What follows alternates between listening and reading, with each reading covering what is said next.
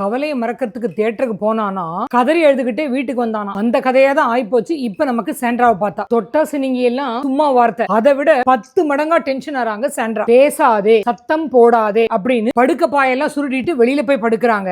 ஏன் வந்து வெளியில படுக்கிறீங்கன்னு கேட்டா ஏரோப்ளேன் டெசிபிளை விட அதிகமா சத்தம் போடுறாங்க அவங்க. வீட்டுக்குள்ள ஷேவ் பண்ணாதீங்கன்னு தான் நேத்து ஒரு பெரிய கான்ட்ரவர்சிக்கு பதிலடி கொடுத்தாரு விஜே. ஆனா அடுத்த நாளே நீ யார் சொல்றதுக்குன்னு கட்டுல உட்காந்து வேக்ஸ் பண்றாங்க சாண்ட்ரா. கதறி எழுது என் கதையை சொன்னேன், ஆனா சுத்தி இருக்கவங்க சிரிக்கிறாங்க அப்படின்னு புலம்புறாங்க சாண்ட்ரா. ஆனா அடுத்தவங்க அவங்க சோக கதையை சொல்ல வந்தா படக்குன்னு மூஞ்சி திருப்பிக்கிறாங்க. எதையோ நினைச்சு கனி ஒரு பாட்டு பாட நீ என் குழந்தைய பத்தி தான் பாடினேன்னு அவங்க கிட்ட சண்டைக்கு போடுறாங்க சாண்ட்ரா. குழந்தைக்கு முடி வெட்டுறது, ட்ரெஸ் பண்றதெல்லாம் புருஷன் கிட்ட கேமரால பேசிட்டு துக்கம் தாளாம என்ட்ரன்ஸ்ல வந்து உட்காந்துக்கிட்டு பிரஜன் சட்டையை கையில வச்சுக்கிட்டு விசும்பி விசும்பி அழறாங்க. எனக்கு தெரிஞ்ச சைக்காட்ரிஸ்ட் ஒருத்தர் பிக் பாஸ விடாம பாக்குறாரு. என்ன சிம்டம் இதெல்லாம் அப்படின்னு கேட்டதுக்கு விளக்கமாவே ஒரு பதில் சொன்னார். கிரானிக் ஸ்ட்ரெஸ், ஆங்ஸைட்டி இருந்தா மூளை குழம்பி போயிடும். காரணம் புரியாமலேயே குமுறி குமுறி அழுகையும் வரும். சத்தத்தை கேட்டா சுருன்னு கோவம் வரும். எடுத்ததுக்கெல்லாம் யார் மேலேயாவது பழி போட்டு குழந்தை மாதிரி சண்டை போட தோணும். எப்பவும் தனக்கு வேண்டியவங்களோட நல்லதையே நினைச்சுக்கிட்டு தன்னை கவனிக்காம விட்டுறவங்களுக்கு தன்னிறக்கம் தாங்காம கூட இப்படி குமுறி குமுறி அழுக வரும். இப்படி செல்ஃப் பிட்டிலேயே தன்னை கரைச்சுக்கிறவங்களுடைய மூளை ஃபைட் ஆர் ஃபிளைட் மோட்ல தான் இருக்கும். காரணம் இருக்கோ இல்லையோ தடபடன்னு சண்டை போடு, பிரச்சனை வருதோ இல்லையோ உன்னை காப்பாத்திக்கிறதுக்கு அங்க இருந்து பயந்து வெளியில ஓடு. இதுக்கு பேரு வீக்னஸ் கிடையாது. பிரஷர் உச்சகட்டத்துக்கு போகும்போது நரம்பு மண்டலம் தன்னை காப்பாத்திக்கிறதுக்காக எடுக்கிற சேஃப்டி மோடு. இந்த தற்காலிக தற்காப்புக்கு